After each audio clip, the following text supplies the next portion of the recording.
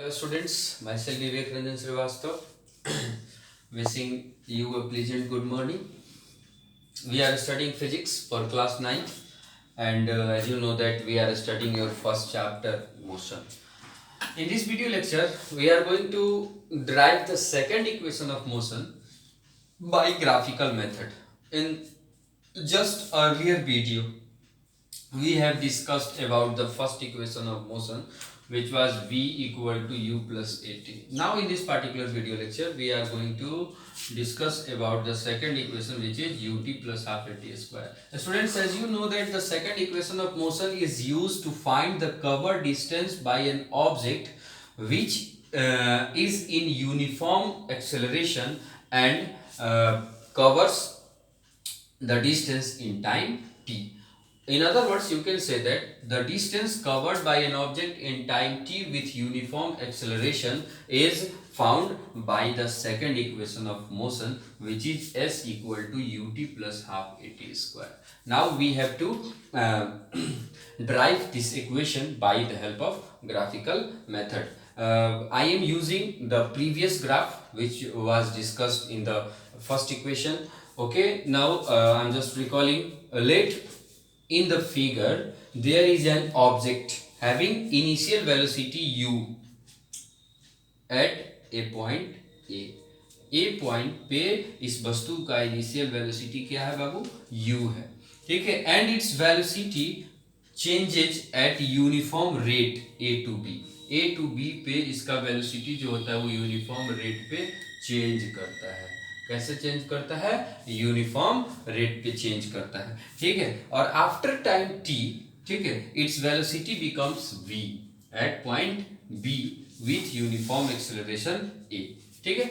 OC जो है वो आपका टाइम है, OA जो है वो u है, BC जो है वो v है. जैसा कि हम लोग पिछले वीडियो लेक्चर में भी हम लोग अभी जस्ट पिछले वीडियो लेक्चर में जो पढ़े थे उसमें भी ये चीज आपको दिखाया गया था कि OC जो है वो आपका टाइम है, OA जो है चूंकि OA पे वस्तु इनिशियल वेलोसिटी में रहती है, इनिशियल वेलोसिटी को हम u से डिनोट करते हैं, u है, BC आपका v है, ठीक है.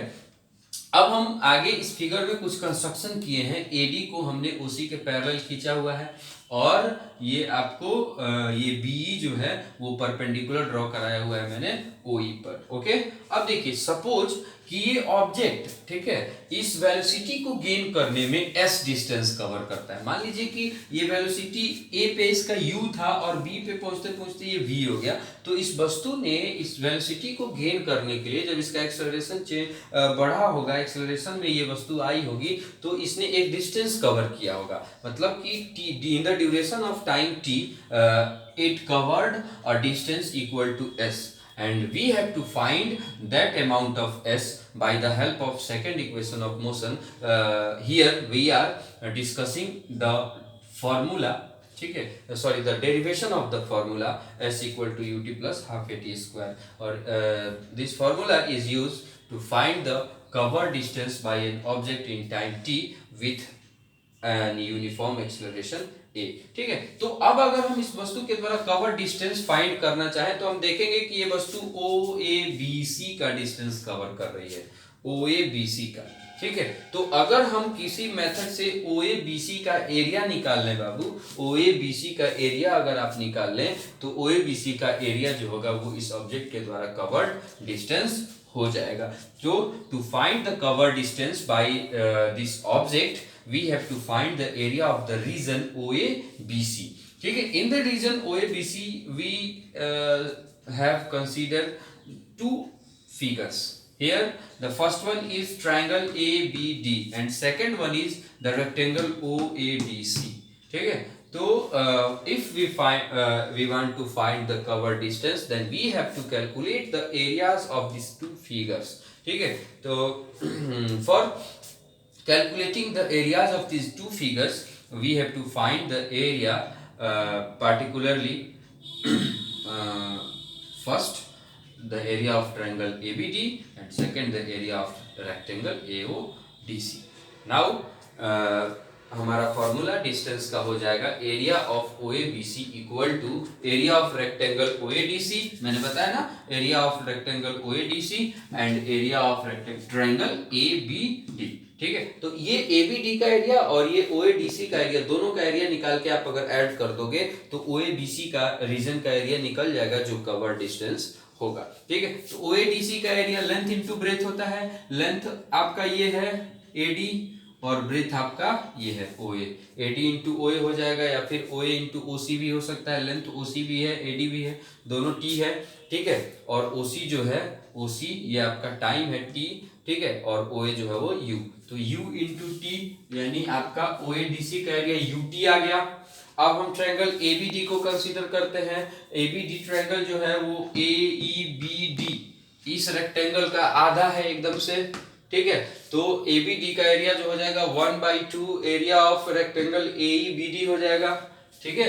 यानी एबीडी का एरिया निकालने के लिए ये एईबीडी का आधा कर दीजिएगा तो इस ट्रायंगल का एरिया निकल जाएगा। ठीक है। तो एबीडी का हाफ जो होगा 1/2। एईबीडी में हम देख रहे हैं एडी इसका लेंथ है और बीडी इसका ब्रेथ है, यानी 1/2 एडी इंटू बीडी। ठीक है। AD into BD. अब आपका ये हो जाएगा क्या, एडी जो है वो टी है और बीडी जो है वो एटी आया था।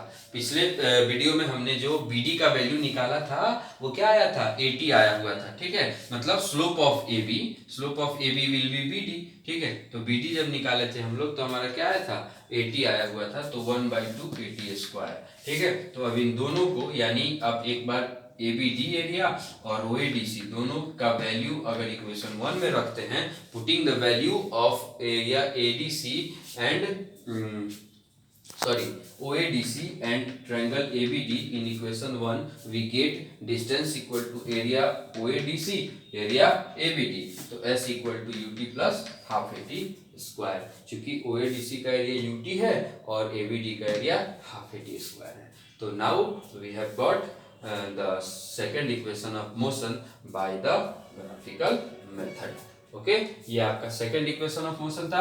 सेकंड इक्वेशन ऑफ मोशन में हम लोग डिस्टेंस कवर किया हुआ डिस्टेंस पता करते हैं जो एक ऑब्जेक्ट टी टाइम में तय करती है। ग्राफिकल मेथड से डिस्टेंस निकालने के लिए हम लोगों को ओएबीसी का एरिया निकालना था। एरिया निकालने के लिए हमने ट्रायंगल का एरिया निकाल लिया और इस रेक्टेंगल का एरिया निकाल लिया, जोड़ दिया, हमारा रिजल्ट आ गया। रेक्टेंगल का एरिया निकालने के लिए हमने लेंथ इंटू ब्रेथ का इस्तेमाल किया जो कि ओसी इंटू ओए था। ओसी आपका टी था और ओए यू था तो यूटी हो गया।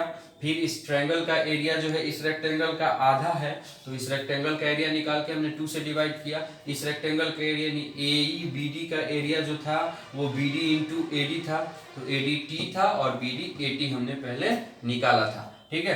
तो अब ये आपका आ जाता था 1/2 80 स्क्वायर। अब इन दोनों को जैसे ही जोड़े तो distance equal to S equal to UT plus half 80 square आपको मिल गया। ओके। नेक्स्ट वीडियो लेक्चर में हम लोग थर्ड इक्वेशन जो होता है B square equal to U square plus 2as, इसका चर्चा हम लोग इसके जस्ट नेक्स्ट वीडियो लेक्चर में करेंगे। और इसके बाद इस इक्वेशन को बनाने के बाद जब आप एक और इस चैप्टर का लास्ट टॉपिक बनेगा यूनिफॉर्म सर्कुलर मोशन, ठीक है, तो इसको हम लोग पढ़ लेंगे। ये चैप्टर आपका फिनिश हो जाएगा। ठीक है। यानी अब मुश्किल से 2 वीडियो लेक्चर में ये चैप्टर आपका फिनिश्ड हो जाएगा। Okay, thank you very much.